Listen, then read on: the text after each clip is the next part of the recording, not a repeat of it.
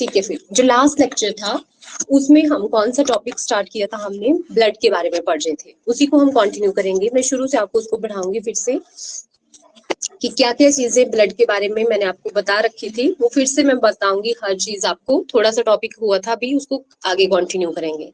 ठीक है, तो ब्लड जो है सबसे फर्स्ट थिंग मैंने आपको बताई थी कि जो ब्लड है उसकी स्टडी को बोलते हैं हम लोग हीमेटोलॉजी।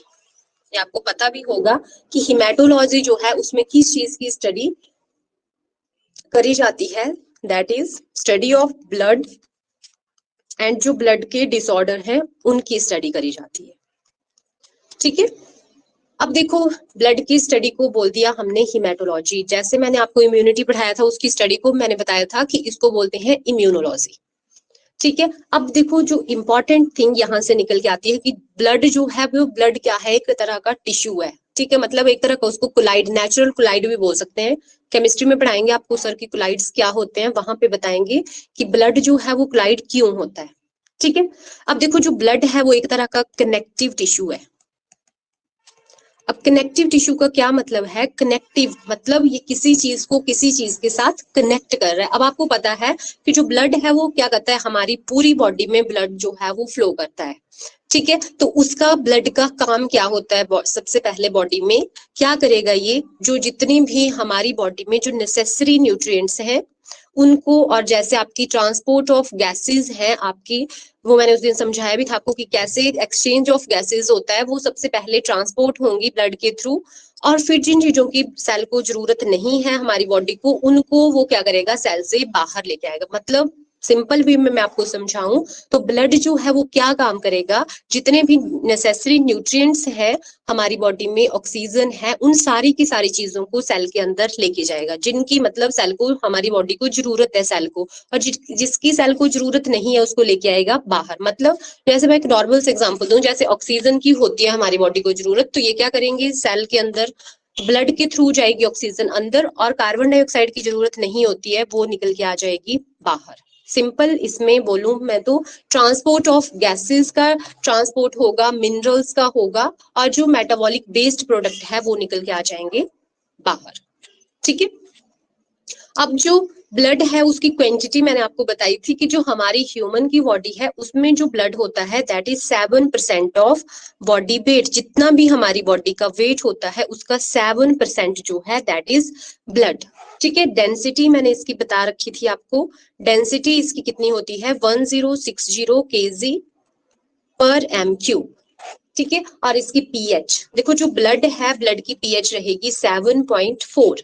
मतलब अगर 7 है, 7 से इस साइड को है तो वो है एसिड। मतलब 0 to 7 क्या होते हैं, इससे 7 से पीछे क्या होगे, एसिड, इससे आगे को होगे बेस। तो अब इसकी आई 7.4, मतलब ये क्या है, स्लाइटली अल्केलाइन पीएच है इसकी। ठीक है, ये इंपॉर्टेंट है, कई बार आपको डायरेक्ट पीएच पूछते हैं और कई बार पूछते हैं आपके अल्केलाइन है कैसा है, तो आपको याद रखना है कि इसकी जो पीएच है that is slightly alkaline pH. ठीक है, अब देखो जो और चीजें हैं, यहाँ पे मैंने सिर्फ आपको इतनी चीज बताई कि ब्लड की स्टडी को बोल दिया हीमेटोलॉजी। ये एक कनेक्टिव टिश्यू है, 7% जो बॉडी का वेट है उस हमारा जो ब्लड है वो कैरी करता है, और पीएच इसकी रहेगी 7.4, मतलब स्लाइटली अल्केलाइन। अब इसकी क्वांटिटी मैंने आपको बताया था कि क्वांटिटी इसकी हमारी बॉडी में कितनी क्वांटिटी रहेगी, तो कितनी रहेगी, 5 to 6 लीटर। मतलब मैं नॉर्मल लेके चलूं तो 5.5 लीटर जो है वो किसमें रहेगा, जो मेल्स होते हैं उनमें रहेगा ब्लड, और जो फीमेल्स होती हैं उनमें जो है वो 500 ml लेस रहेगा। ठीक है, ठीक है, मतलब इनमें रहेगा 5 लीटर। अब इसके पीछे का भी मैंने आपको कंसेप्ट बताया था कि क्यों होता है, जो फीमेल्स हैं उनमें जो 500 ml ब्लड है वो क्यों लेस रहेगा, इसके पीछे है HB हमारा। ठीक है, HB जो है वो क्या होती है, एक प्रोटीन होती है जिसको बोलेंगे हम लोग, वो कहाँ पे पाई जाती है, हमारे ब्लड में। पहले इसी के बारे में मैं बता देती हूँ। HB जो है वो एक आयरन कंटेनिंग प्रोटीन है, जिसमें क्या होता है, आयरन। ठीक है, इसको मैं नॉर्मल इसमें लिखूं तो हेमोग्लोबिन। अब देखो ये दो वर्ड से मिलके बना है, मैंने आपको एक हेमो वर्ड बताया, एक बताया ग्लोबिन। और मैंने पहले बताया था आपको कि ग्लोबुलिन एक क्या होती है, प्रोटीन। तो मतलब ये जो वाला पार्ट जो है वो नॉन प्रोटीन पार्ट है, और ये वाला जो हेमोग्लोबिन का पार्ट है, जो ग्लोबिन पार्ट है, that is a protein part. ठीक है, तो दो इससे मिलके ये बनी हुई है, इसलिए इसको क्या बोल दिया हमने, कंजुगेट प्रोटीन। तो जो हेमोग्लोबिन हमारे बॉडी में होता है वो किस तरह की प्रोटीन है, that is a conjugate protein. ठीक है, ये क्या है, एक कंजुगेट प्रोटीन है। ठीक है, अब जो HB है उसमें जो मेल जो होते हैं उनमें जो HB है नॉर्मल वो कितना रहता है, 40 ग्राम डेसीलीटर। ठीक है, और जो फीमेल्स है उनमें रहता है 13 ग्राम डेसीलीटर। ठीक है, अब मैंने इसके पीछे आपको बताया था कि जो क्या होता है हमारी बॉडी में, जो HB है वो मेल्स में हमेशा ज्यादा रहता है, जिसकी वजह से उनके जो शरीर होता है, उनकी बॉडी जो होती है वो क्या लगती है, देखने में स्ट्रॉन्ग जैसे लगती है, हार्ड बॉडी होती है। और फीमेल्स में HB कम होने की वजह से उनकी बॉडी क्या होती है, प्रिटेंड सॉफ्ट जैसी। और उनमें HB लेस होने के और बहुत सारे रीजन है, जैसे मेंस्ट्रुएशन वगैरह बहुत सी चीजें हैं। तो आयरन कंटेनिंग कौन सी प्रोटीन हमारे ब्लड में प्रेजेंट होती है, दैट इज हेमोग्लोबिन। ठीक है, और जो हमारा ब्लड होता है उसमें कोलेस्ट्रॉल भी पाया जाता है, इसको मैं पढ़ाऊंगी जब इसको फर्दर चैप्टर है इसके ऊपर। अभी के लिए आप लिख लो कि जो 20 ग्राम पर डेसीलीटर जो है वो कोलेस्ट्रॉल जो होता है हमारे ब्लड में प्रेजेंट होता है। ठीक है, यहाँ तक तो होगी ये चीज क्लियर कि ब्लड है क्या है। और देखो जो ब्लड है उसका एक और फंक्शन होता है, जो हमारा टेम्परेचर होता है बॉडी का उसको भी वो रेगुलेट करता है। ठीक है, अब पढ़ेंगे जो मेन टॉपिक है हमारा, जो जहां तक हम उस दिन छोड़ के गए थे, कंपोनेंट्स ऑफ ब्लड, कि जो ब्लड है वो किन किन चीजों से मिलके जो है वो बना हुआ है। ठीक है, मतलब इसमें क्या क्या चीजें होती हैं हमारे ब्लड में। ठीक है, तो ब्लड जो है वो दो चीजों से मिलके बना है। एक तो आगे आपका ब्लड में जो प्लाज्मा पार्ट होता है। ठीक है, देखो जो मैं आपको हर एक लाइन जो है वो एनसीईआरटी की डिकोड करना मुश्किल होती है, इसलिए पेपर जो आता है वो आपको डायरेक्ट एनसीईआरटी से डाले जाते हैं क्वेश्चन। ठीक है, तो आपने कोशिश करनी है कि लाइन टू लाइन एनसीईआरटी को देखें आप लोग। मैंने पहले दिन भी बोला था और आज फिर से बोल रही हूँ। ठीक है, अब देखो जो प्लाज्मा है, ब्लड प्लाज्मा, और एक हो गए कॉर्पसल्स जिसमें आते हैं ब्लड के सेल्स। ठीक है, देखो ये क्या है प्लाज्मा पार्ट, इसको मैं थोड़ा सा आपको पहले दिखाती हूँ कि क्या मैं बता रही हूँ आपको। देखो जो क्या है, जो ब्लड है उसको बेसिकली दो पार्ट्स में डिवाइड करके रखा है, एक प्लाज्मा पार्ट और एक उसका सॉलिड। जैसे मैंने आपको एग्जांपल भी दिया था कि जैसे दूध होता है, दूध के चाय है, जैसे चाय को आप उसके उसके साथ फिल्टर कर रहे हो। ठीक है, तो जो उसका सॉलिड पार्ट है वो रह जाता है ऊपर, और जो लिक्विड पार्ट है वो आ जाएगा नीचे। तो वैसे ही जो लिक्विड पार्ट है ब्लड में वो क्या होता है, प्लाज्मा। ठीक है, ये आपको दिखाई भी दे रहा होगा। और जो सॉलिड पार्ट है उस सॉलिड पार्ट में जो ब्लड के सेल्स होते हैं वो आते हैं। ठीक है, सॉलिड पार्ट में आएंगे अब यहाँ पे आरबीसीज, डब्ल्यूबीसीज और प्लेटलेट्स। ठीक है, तो प्लाज्मा पार्ट जो है वो ब्लड का, इसको मैं आगे समझाती हूँ। जो ब्लड में जो प्लाज्मा होता है वो कितना बताया था मैंने आपको, that is 55%, that is plasma part. और जो ब्लड के सेल्स होते हैं वो रिमेनिंग जो पार्ट बच जाता है दैट इज 45%, वो क्या होते हैं, ब्लड के सेल्स। मतलब जो सॉलिड पार्ट है वो 45% पार्ट होगा, और जो 55% होगा that is a liquid part. ठीक है, लिक्विड पार्ट होता है और स्ट्रॉ कलर होता है इसका, ये आपको दिख रहा भी होगा, स्ट्रॉ कलर का होता है प्लाज्मा। और रेस्ट अदर आर सेल्स, जो मैंने आपको अभी बताएंगी, यहाँ पे मैं बताऊंगी आपको। जो ब्लड सेल्स होते हैं उसमें आपके कौन कौन से आते हैं, दैट इज आरबीसीज, डब्ल्यूबीसीज और आती हैं आपकी प्लेटलेट्स। ठीक है, अब देखो जो आरबीसीज होते हैं उनको मैंने अदर नेम आपको बताया था, that is called as erythrocytes. ठीक है, डब्ल्यूबीसीज को बोलेंगे हम ल्यूकोसाइट्स। और जो प्लेटलेट्स है उनके लिए जो अदर नेम यूज होता है दैट इज थ्रोम्बोसाइट्स। ठीक है, ये 3 इंपॉर्टेंट चीजें हैं। जो ब्लड सेल्स हैं उनको हम बेसिकली यहाँ पे पढ़ेंगे। थोड़ी चीजें मैं आपको प्लाज्मा के बारे में भी बताऊंगी और बाकी पढ़ेंगे हम ब्लड के सेल्स। ये मैंने उस दिन भी आपको चीजें क्लियर करवा दी थी। अब हम स्टार्ट करेंगे पहले प्लाज्मा पार्ट से। ठीक है, तो मैंने बताया कि जो स्ट्रॉ कलर का पार्ट होता है, कितना जो ब्लड है उसमें 55% पार्ट जो होता है वो कौन सा पार्ट होता है, दैट इज प्लाज्मा। ठीक है, और प्लाज्मा प्लाज्मा इसमें 3 टाइप्स की प्रोटीन होती हैं। जो मेन चीज यहाँ से हम पढ़ेंगे, अब देखो जो मैंने पीछे आपको इमेज दिखाई, मैंने बताया कि जो प्लाज्मा होता है उसमें वाटर भी होगा, प्रोटीन, न्यूट्रिएंट, साल्ट, एंजाइम, सारी की सारी चीजें होंगी प्लाज्मा पार्ट में। ठीक है, और जो सॉलिड पार्ट है उसमें बच जाएंगे आरबीसीज, डब्ल्यूबीसीज और प्लेटलेट्स। अब देखो जो प्लाज्मा है, अब प्लाज्मा में क्या क्या चीजें हैं, प्रोटीन्स। प्लाज्मा में मेन होती हैं इसकी प्रोटीन्स। प्रोटीन्स कौन कौन सी, एक मैंने आपको बताई थी फिब्रिनोजेंस, एक बताई थी मैंने आपको ग्लोबुलिन्स, और एक बताई थी मैंने एल्बुमिन्स।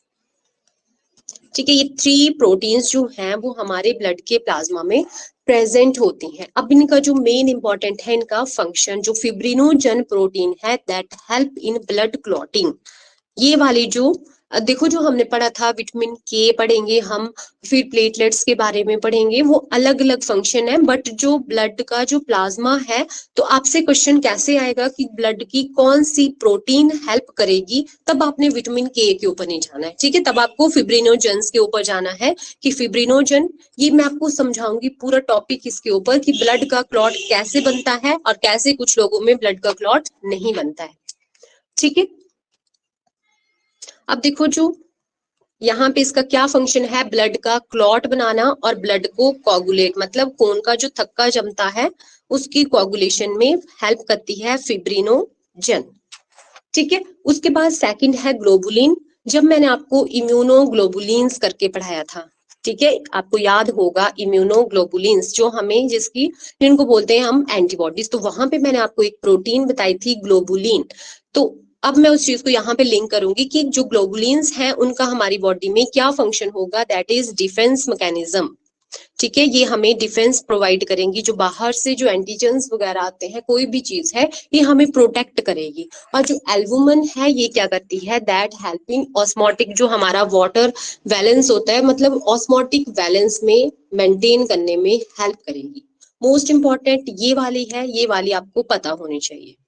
ठीक है, जो ग्लोबुलिन है वो हेल्प करेगी डिफेंस मैकेनिज्म में, ये करेगी ब्लड की क्लॉट में। मैं फिर से बोल रही हूँ कि फिब्रिनोजन ब्लड की प्रोटीन है जो हेल्प करती है, और अगर विटामिन के बारे में पूछते हैं तो वो आपको बाद में बताएंगे। ठीक है, अब देखो ये तो होगी प्लाज्मा पार्ट में 3 प्रोटीन्स है। अब कई बार क्वेश्चन आता है कि जब ये जो प्लाज्मा है इससे ये तीनों की तीनों प्रोटीन्स को निकाल दिया जाए, ठीक है, मतलब प्लाज्मा जो है दैट इज विदाउट प्रोटीन। ठीक है, तो इन प्रोटीन्स को अगर इससे निकाल दिया जाए तो उसको बोलते हैं सीरम। जो आपके ब्लड टेस्ट करने के लिए लेते हैं वो क्या चीज होती है, सीरम। ठीक है, जब plasma without these proteins that is called as serum. ठीक है, ये हो गया प्लाज्मा पार्ट, इसके बारे में सिर्फ इतना ही पढ़ेंगे आज की क्लास में हम। और उसके बाद जो मोस्ट इंपॉर्टेंट है आपके, जो वो है ब्लड सेल्स। ठीक है, ब्लड सेल्स पे चलेंगे हम। सबसे पहले फर्स्ट पार्ट करेंगे इसका आरबीसीज। अब आरबीसीज क्या चीज होती हैं, आरबीसीज जो हैं that is red blood cells. ठीक है, जिसके लिए हम वर्ड यूज कर रहे हैं एरिथ्रोसाइट्स। देखो जो बायो है, मैंने परसों भी बताया था जब लास्ट लेक्चर था आपका, मतलब तो मैंने बताया था आपको कि एरिथ्रोज जो बर्ड होता है वो रेड कलर की चीजों के लिए यूज किया जाता है। ठीक है, अब जो आरबीसीज होते हैं हमारे, आपने देखे होंगे रेड ब्लड सेल्स, तो इसमें जो क्या होता है, इनकी शेप, सबसे पहले इनकी शेप से question most of the time पूछे जाते हैं। तो इनकी जो शेप रहेगी वो रहेगी वाई कनकेव। आपने कनकेव लेंस देखा होगा, वाई कनकेव मतलब कैसी होती है कि बीच से ऐसी होगी और ऐसी होगी। ठीक है, अब ऐसे ही शेप होने के पीछे का रीजन मैं फिर से आपको एक बार बता देती हूँ कि बाई कनकेव क्यों होते हैं, क्योंकि इनको अपने साथ ऑक्सीजन को बाइंड करके लेके जाना होता है। ठीक है, ऐसे ऑक्सीजन को ये अपने साथ लेके जाएंगे हमारे ब्लड में। ये एक आरबीसी है, ऐसे ही बहुत सारे आरबीसी होंगे और उनके साथ ऑक्सीजन अंदर जाएगी। तो आपको यहाँ से क्वेश्चन आता है कि 1 आरबीसी जो है वो कितने ऑक्सीजन के मॉलिक्यूल्स को अपने साथ लेके जाएगा, तो वो 4 मॉलिक्यूल्स ऑफ ऑक्सीजन को अपने साथ लेके जाता है। ठीक है, ऑक्सीजन की 4 मॉलिक्यूल जो है वो किसके साथ जाएंगे, 1 आरबीसी के साथ। ऐसे ही सभी जाएंगे फिर धीरे धीरे, ठीक है। उसके नेक्स्ट है, अब देखो जो आरबीसीज हैं वो मोस्ट अबंडेंटली पाए जाएंगे हमारे ब्लड में, आरबीसीज बहुत ज्यादा होते हैं, ठीक है। तो जो एक हेल्दी पर्सन होता है इसमें कितने अमाउंट रहेगा इसका, हेल्दी पर्सन में रहेंगे ये 5 to 5.5 मिलियन आरबीसीज पर mm ऑफ क्यूबिक, ठीक है। और अगर मैं बात करूं आपकी 12 to 16 ग्राम पर 100 ml ऑफ ब्लड, अगर पर 100 ml है तो उसमें 12 to 16 ग्राम। और जो एक नॉर्मल ह्यूमन बीइंग है, ये तो बात हो रही है किस चीज की, जो उसमें HB होगा प्रेजेंट, ठीक है। और जो एक हेल्दी पर्सन है उसमें कितने आरबीसीज प्रेजेंट होते हैं, 5 to 5.5 मिलियन आरबीसीज जो हैं वो प्रेजेंट होते हैं, ठीक है। अब जो आरबीसीज हैं, आपने देखा होगा कि कुछ लोग क्या करते हैं, आरबीसीज का क्या फंक्शन होता है हमारी बॉडी में। देखो यहाँ पे क्या बताया मैंने, अभी पहले भी बताया कि आयरन कंटेनिंग प्रोटीन होती है जिसको बोलेंगे हम लोग HB हेमोग्लोबिन, जो क्या करती है, जिसकी वजह से जो आरबीसीज होते हैं उनका कलर कैसा होता है, रेड होगा, ठीक है। अब देखो जो आरबीसीज हैं हमारे, उनमें क्या फंक्शन ये हमारी बॉडी में प्ले करते हैं। आपने देखा होगा कुछ लोग जो होते हैं, जैसे कुछ, आप अपनी बात करती हूँ मैं, अगर मेरी बॉडी में आरबीसीज कम है तो मैं क्या करूंगी, पढ़ने बैठना, मैंने थोड़ा टाइम बैठा जाएगा मेरे से, मतलब ज्यादा टाइम जो है वो किसी भी चीज पे मैं कंसंट्रेट नहीं कर पाऊंगी, ठीक है। अगर आप भी ज्यादा टाइम, कुछ तो चलो लापरवाही भी होती है, पर ऐसे नॉर्मली मैं बात कर रही हूँ, ठीक है। अब जो आरबीसीज होते हैं, यहाँ से डायरेक्ट क्वेश्चन आता है कि जो एक मैमल्स होते हैं उनका जो आरबीसीज होते हैं जब वो मैच्योर हो जाते हैं, मैमल्स का जो मैच्योर आरबीसी होता है दैट लैक न्यूक्लियस, उसमें जो है वो न्यूक्लियस नहीं होता है, ठीक है। जब मैं आपको सेल वाला चैप्टर पढ़ाऊंगी तब मैं आपको बताऊंगी कि क्या क्या चीजें नहीं होती हैं। अभी के लिए आप इतना समझो कि जो आरबीसीज है मैच्योर मैमल के, उनमें जो है वो न्यूक्लियस एब्सेंट हो जाता है, ठीक है। मतलब पहले होगा, बट जब पूरी तरह से आरबीसीज मैच्योर हो जाएंगे तो उनमें जो है वो ये एब्सेंट हो जाता है। अब देखो मैं आपको समझाती हूँ इसको भी थोड़ा सा कि ये क्यों एब्सेंट होता है। अब ये हमारा आरबीसी है, ठीक है। अगर इसके बीच में एक न्यूक्लियस प्रेजेंट होगा, देखो आरबीसी में न्यूक्लियस ना होने की वजह से इसको जो है वो डीएनए टेस्टिंग में यूज नहीं किया जाता है, ठीक है। आपने कभी देखा होगा कि आपके ब्लड में आरबीसी को लेके कभी भी जो है वो डीएनए का टेस्ट नहीं किया जा सकता है, ठीक है। तो आरबीसी जो है वो हमें एक जिनकी बॉडी में अच्छे खासे होते हैं वो लोग अच्छे एक्टिव होते हैं, जिनमें इनकी मतलब अमाउंट कम होगा उनमें एक्टिवनेस थोड़ी कम होगी, ठीक है। अब देखो क्या होता है, अगर न्यूक्लियस है तो अगर इसको पास होना है, छोटे छोटे हमारी बॉडी के जो नर्व्स हैं उनमें से भी जाना है, अगर न्यूक्लियस है तो इसकी एक सॉलिड मतलब एक फिक्स्ड शेप बन जाएगी और ये क्रॉस नहीं कर पाएगी, इसकी वजह से इसमें न्यूक्लियस एब्सेंट होता है। अब इसमें एक लाइसोसोम जो है वो भी एब्सेंट होता है, 2-3 सेल ऑर्गेनेल्स यहाँ पे एब्सेंट होगी, ये मैं आपको सेल वाले चैप्टर में बताऊंगी। अभी के लिए सिर्फ आप इतना समझो कि जो मैमल्स हैं उसका जो मैच्योर आरबीसी होगा दैट लैक न्यूक्लियस, उसमें मैच्योर में न्यूक्लियस नहीं होगा, ठीक है। अब देखो जो ब्लड है हमारा, अब मैं आपको ब्लड की फॉर्मेशन के बारे में थोड़े से बताती हूँ। ब्लड मतलब आरबीसीज, ठीक है। आरबीसीज की जो फॉर्मेशन है, ठीक है, उसकी जो फॉर्मेशन है वो कैसे कैसे होगी। तो देखो जब भी दो तरह से ब्लड की फॉर्मेशन, ये मोस्ट इंपॉर्टेंट टॉपिक है, बहुत ज्यादा इंपॉर्टेंट पढ़ा रही हूँ मैं आपको सब कुछ, आपने इसको निग्लेक्ट करके नहीं चलना है।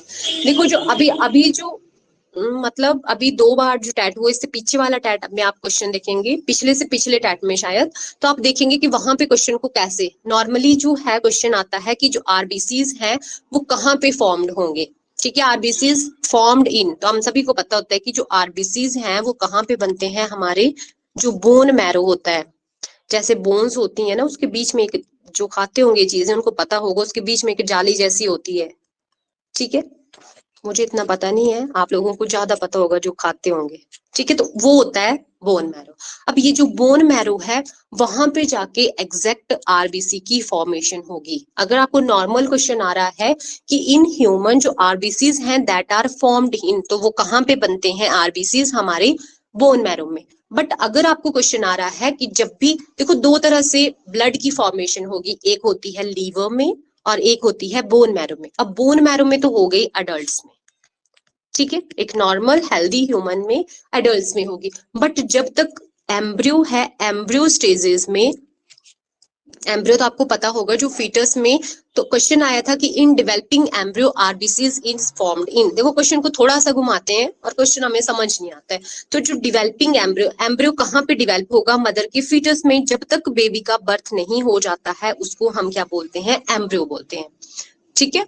16 सेल स्टेज पे वो सारी चीजें मैं आपको पढ़ाऊंगी, 32 सेल स्टेज, कितनी सेल स्टेज पे, ठीक है।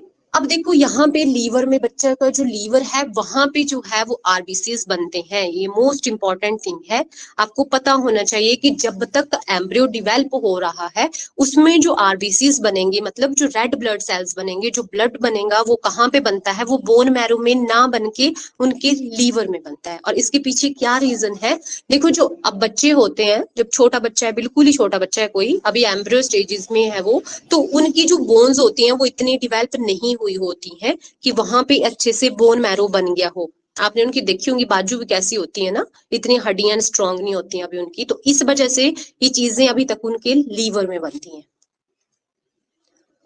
ठीक है। अब देखो ये तो हो गया कि आरबीसी जो है वो कहाँ पे फॉर्म्ड हो रहे हैं normally, that are formed in bone marrow.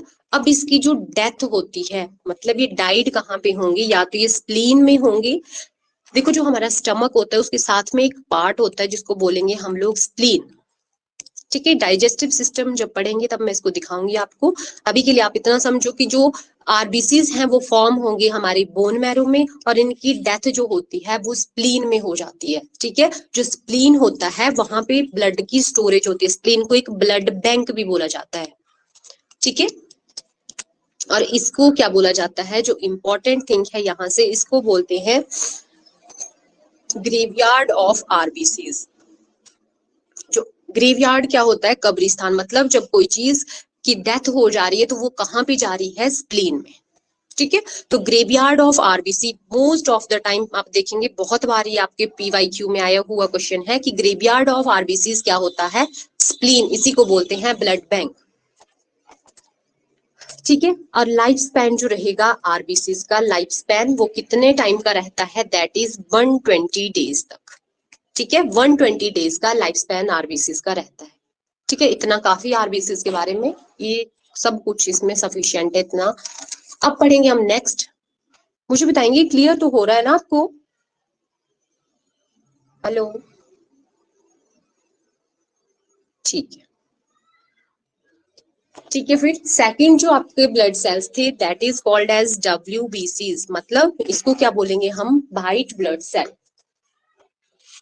ठीक है। व्हाइट ब्लड सेल्स होते हैं, व्हाइट क्यों होते हैं, क्योंकि यहाँ पे जो है हेमोग्लोबिन, आयरन कंटेनिंग पिगमेंट वो एब्सेंट है, इसकी ना होने की वजह से इनका कलर कैसा होता है, ब्लड सेल्स व्हाइट कलर होता है, ठीक है। इसलिए इनको क्या बोलते हैं, ल्यूकोसाइट्स,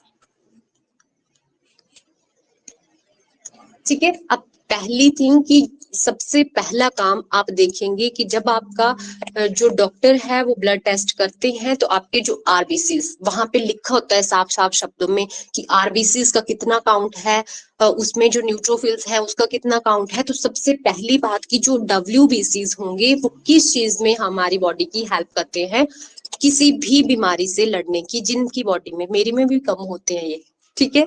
तो फाइट अगेंस्ट डिसीज, किसी भी बीमारी से लड़ने के लिए आपकी बॉडी में कौन हेल्प करेगा, that is WBCs, white blood cell जो है। यहाँ पे आपको पता होगा, मैंने बताया था आपको, B सेल होते हैं, T सेल्स होंगे। तो WBCs का क्या काम है, जैसे आरबीसीज हमें एक्टिवनेस प्रोवाइड करेंगे, WBCs हमारे जो बीमारियों से लड़ने की क्षमता है उसको बढ़ाते हैं, मतलब उसको मेंटेन करके रखते हैं, ठीक है। अब जो WBCs है उसका जो लाइफ स्पैन रहेगा वो कितने टाइम का रहेगा, that is short life span होता है, मतलब शॉर्ट जनरली जो होता है दैट इज 2 to 4 डेज, ठीक है। 2 to 4 डेज इसका लाइफ स्पैन। और यहाँ पे इसका कलर व्हाइट क्यों बताया मैंने, दैट लैक हेमोग्लोबिन, मतलब जो HB है वो कहाँ पे, सिर्फ हम आपके आरबीसीज में प्रेजेंट होता है, जिसकी वजह से उसका कलर कैसा होगा, रेड। अब इसका नंबर, कितने नंबर हमारी बॉडी में प्रेजेंट होता है ब्लड में, इसका नंबर होता है 6000 to 8000 mm पर क्यूबिक ऑफ ब्लड। ठीक है, और ये जो होते हैं दैट आर फॉर्म्ड, मतलब ये कहाँ पे बनेंगे, देखो जो WBCs हैं वो भी कहाँ पे बनते हैं, हमारे बोन मैरो में। ठीक है, ये बनेंगे सिर्फ हमारे बोन मैरो में बनते हैं, और जब इनकी डेथ हो जाती है तो कहाँ पे चले जाते हैं, जो ब्लड स्ट्रीम है। ठीक है, मतलब ब्लड के थ्रू आगे चले जाएंगे। ठीक है, फॉर्म आपके आरबीसीज भी बोन मैरो में होंगे और जो दूसरे हैं WBCs वो भी बोन मैरो में, बट एक एक्सेप्शन है कि जब बेबी एम्ब्रियोनिक स्टेजेस पे होता है तब जो है वो आरबीसीज उनके कहाँ पे बनेंगे, एम्ब्रियो में। ठीक है, मतलब सिंपल आप समझो कि ब्लड की फॉर्मेशन उस टाइम तक उनके लीवर में हो रही होती है, उसके बाद जब वो उनकी जो अच्छे से बोन मैरो बन जाता है तब ये चीजें सारी फिर बोन मैरो में बन जाती है। ठीक है, अब इससे जो मोस्ट इंपॉर्टेंट है दैट इज WBCs के टाइप्स। ठीक है, तो इसको दो पार्ट्स में इसको डिवाइड करके रखा है WBCs को। एक आते हैं आपके ग्रेन्युलोसाइट्स और एक है आपके ए ग्रेन्युलोसाइट्स। देखो ग्रेन्युलोसाइट और ए ग्रेन्युलोसाइट मतलब जिनमें ग्रेन्यूल्स प्रेजेंट होंगे वो होंगे ग्रेन्युलोसाइट्स, और ए ग्रेन्युलोसाइट्स क्या होंगे, जिनमें ग्रेन्यूल्स एब्सेंट होंगे। ठीक है, अब जो ग्रेन्युलोसाइट है उसमें आगे आपके एसिनोफिल्स, एक होते हैं आपके बेसोफिल्स, बट इनके फंक्शन में पढ़ाऊंगी अभी कि क्या काम करेंगे हमारी बॉडी में। एक होते हैं न्यूट्रोफिल्स, आप ब्लड टेस्ट करवाया होगा तो वहां पे इनके सबके नंबर दिए जाते हैं, count, neutrophil count, basophil count, eosinophils count.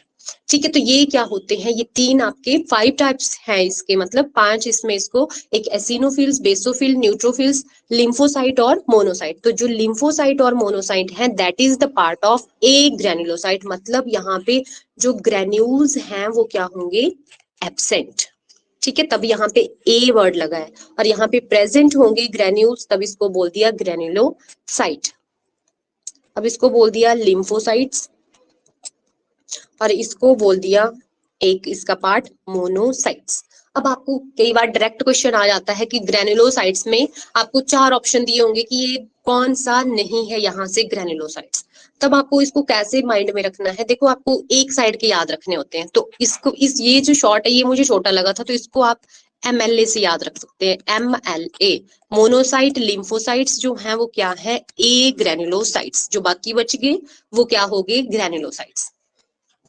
ठीक है, और जो हमारे जो ब्लड है उसमें मोस्ट अबंडेंट मतलब सबसे ज्यादा प्रेजेंट होने वाला जो WBC है दैट इज न्यूट्रोफिल्स, मतलब जो न्यूट्रोफिल्स हैं वो सबसे ज्यादा होंगे। ठीक है, और कोई भी मतलब ये सबसे अबंडेंट होंगे, और ये कोई भी स्पेसिफिक नहीं होंगे कि जैसे कोई टीबी का बैक्टीरिया आया तो ये सब बीमारियों से लड़ जाएंगे पहले जाके। ठीक है, तो ये मोस्ट अबंडेंट होते हैं, ये आपके प्रीवियस ईयर में भी आया है क्वेश्चन कि मोस्ट अबंडेंट WBC, तो आपको पता होना चाहिए 60 to 65% रहेगा आपके ब्लड में, मतलब सबसे ज्यादा, बाकी फिर थोड़े कम कम ही होते हैं। ठीक है, तो मोस्ट अबंडेंट WBC कौन सा है, दैट इज न्यूट्रोफिल्स। अब इनके बारे में थोड़ा थोड़ा पढ़ लेते हैं जो इंपॉर्टेंट रहेगा इनके बारे में। ठीक है, फर्स्ट हम स्टार्ट करेंगे एसिनोफिल्स से। First one is eosinophils.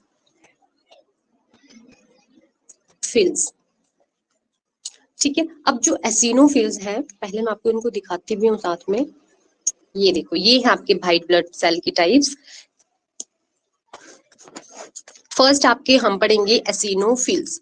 अब देखो जो इसका जो इनमें क्या होता है, न्यूक्लियस प्रेजेंट होता है, मैंने बताया कि जो आरबीसीज है वहां पे कैसा न्यूक्लियस था, बाई कनकेव्ड, और जब न्यूक्लियस मतलब जो मैच्योर आरबीसी है उनमें न्यूक्लियस एब्सेंट है, बट जो यहाँ पे है यहाँ पे प्रेजेंट होगा।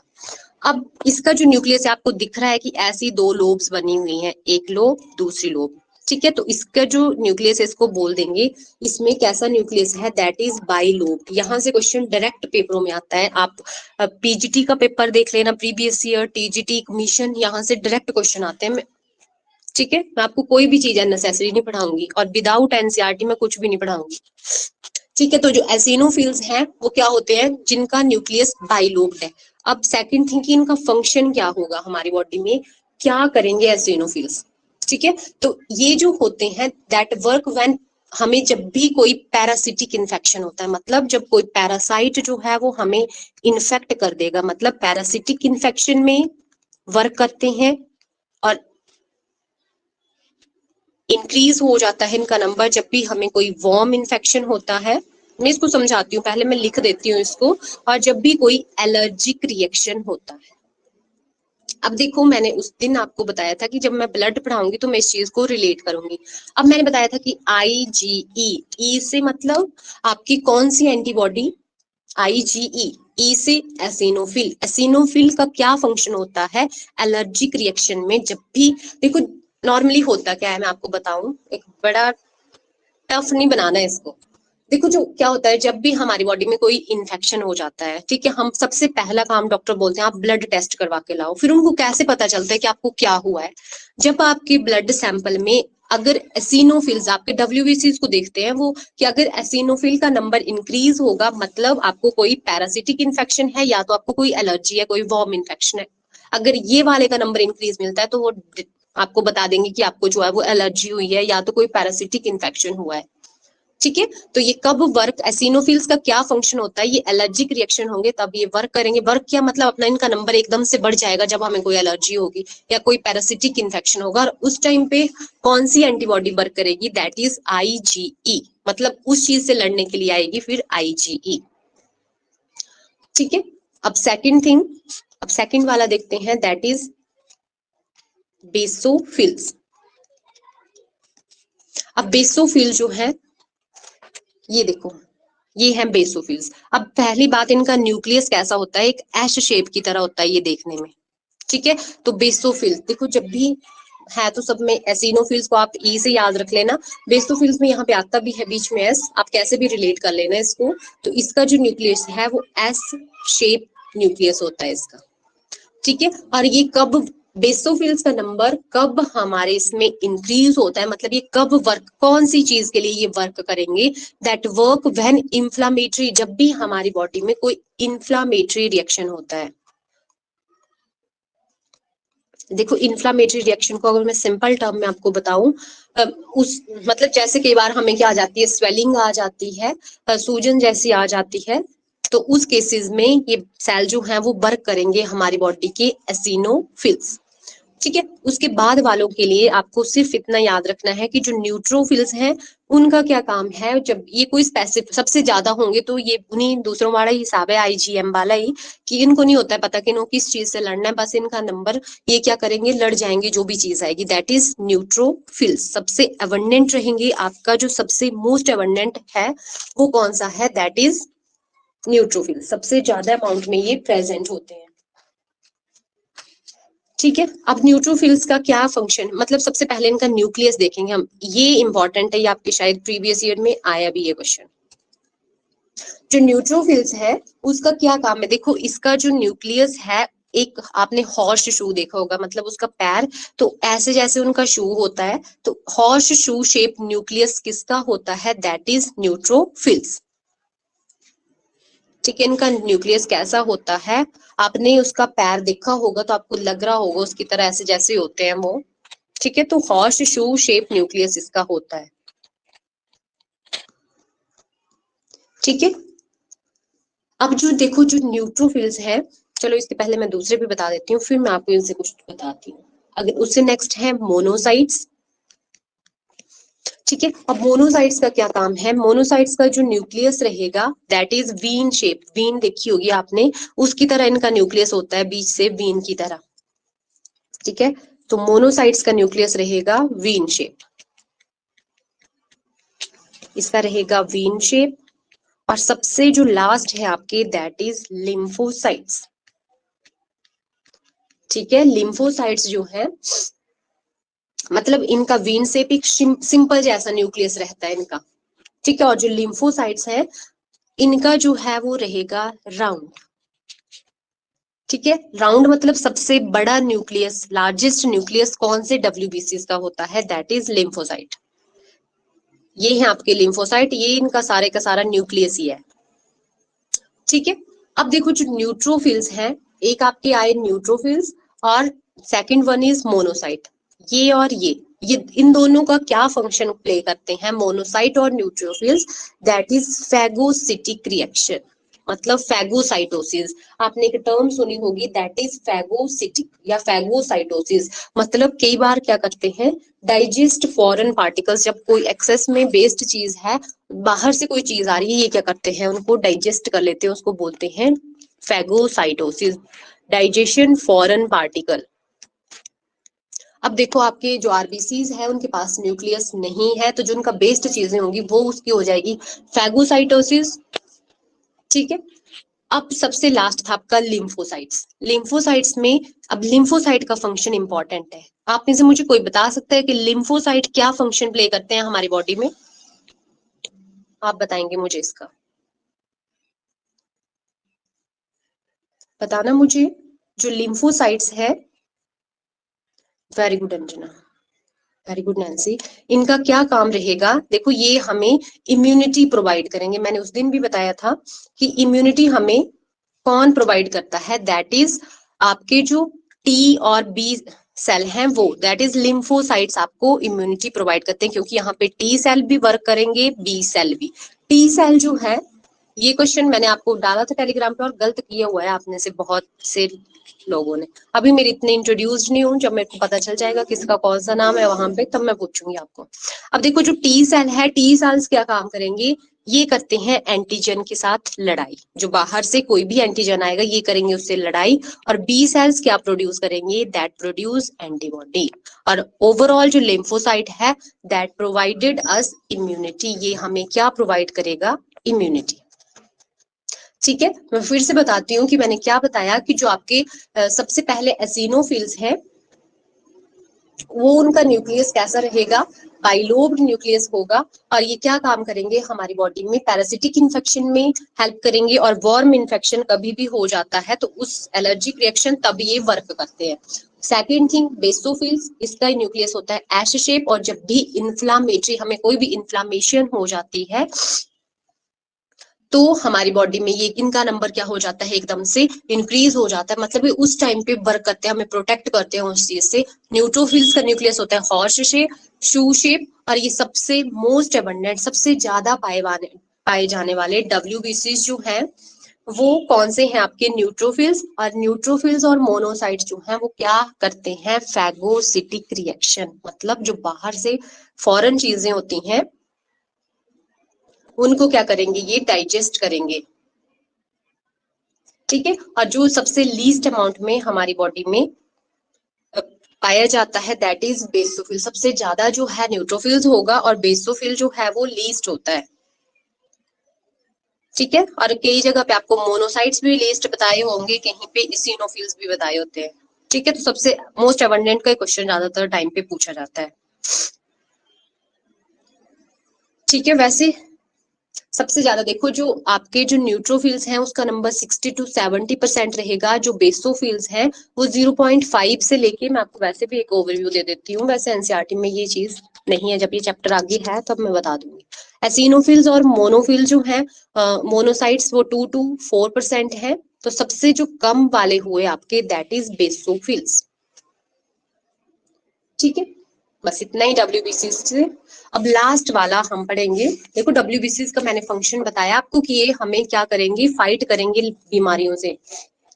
ठीक है, तो देख लेना चेक करवा के कितने कितने आपकी बॉडी में है ना प्लेटलेट्स। अब प्लेटलेट्स का अदर नेम मैंने बताया आपको, क्या बोलते हैं इसको? थ्रोम्बोसाइट्स।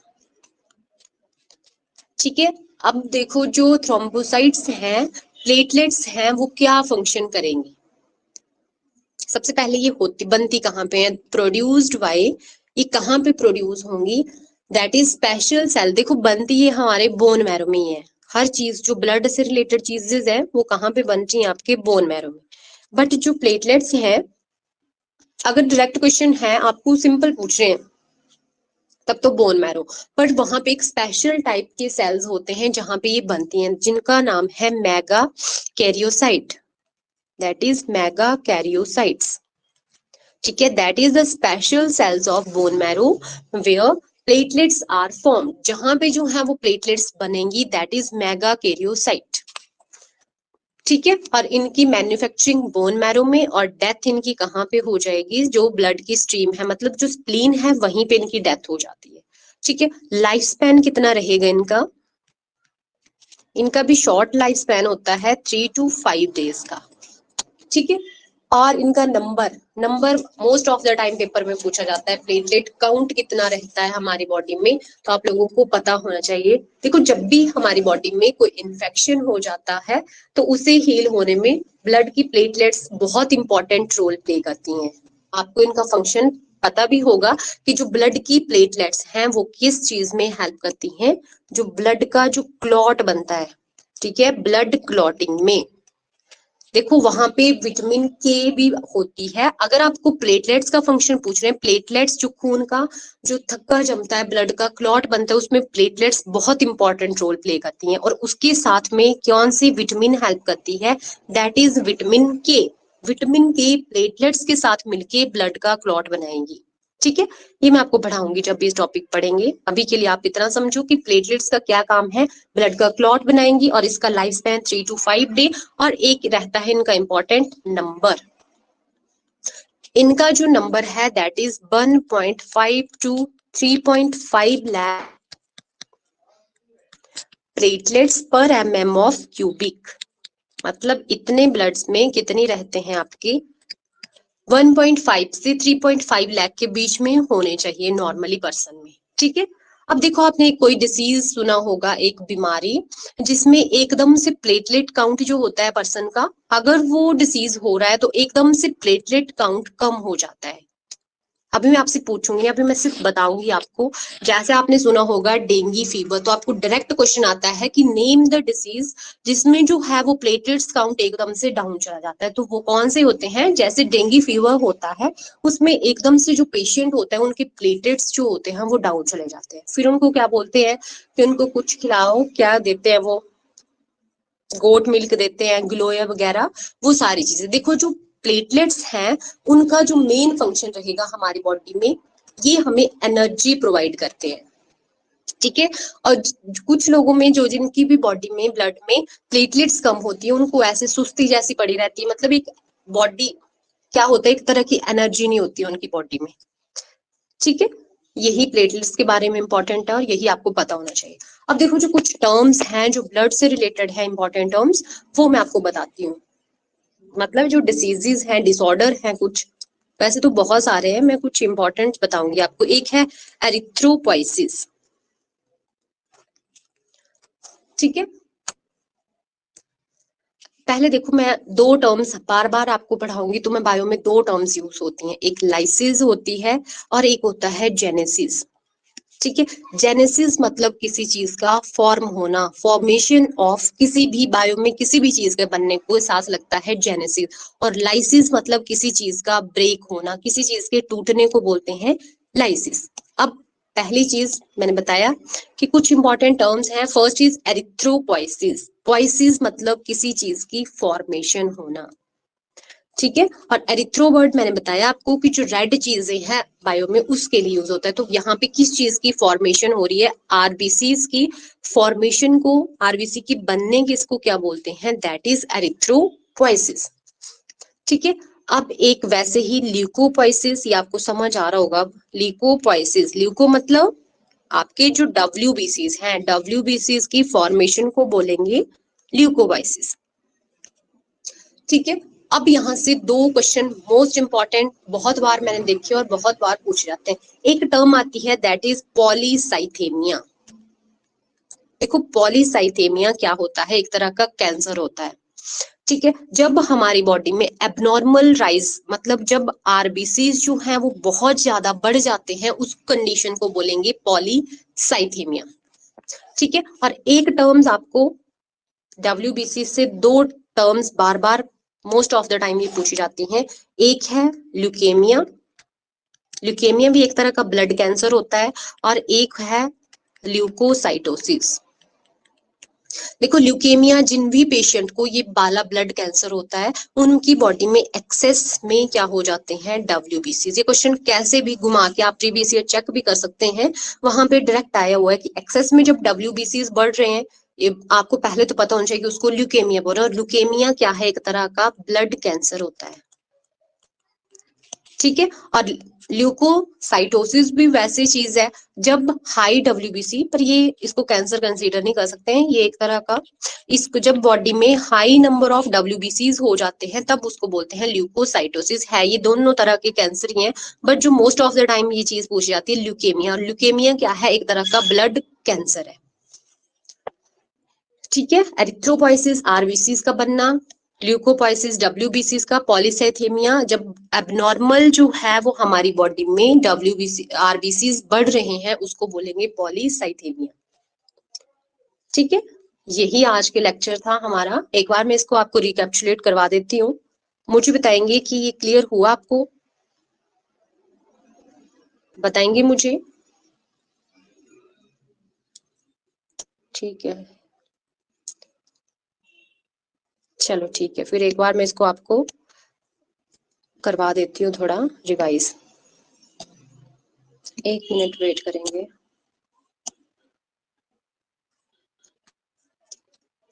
चलो मैं स्क्रीन शेयर करती हूँ पहले, तो ऐसे तो ये शो ही नहीं हो रही है फाइल।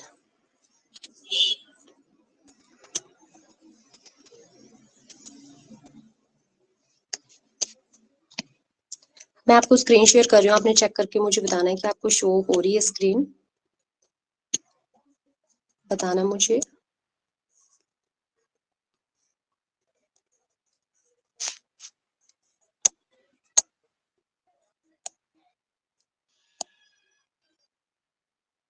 दिख रही है आपको स्क्रीन? बता दो मुझे एक बार कंफर्मेशन। ठीक है, ठीक है। मैंने आपको क्या क्या बताया, देखो मैं हर चीज लिखी होती है नोट्स में, आपको बस समझना है। सबसे पहले मैंने आपको बताया कि ब्लड जो है वो एक कनेक्टिव टिश्यू है, और ब्लड की स्टडी को बोल दिया हमने हीमेटोलॉजी। 7% बॉडी के वेट का रहेगा, और इसकी क्वांटिटी कितनी होती है,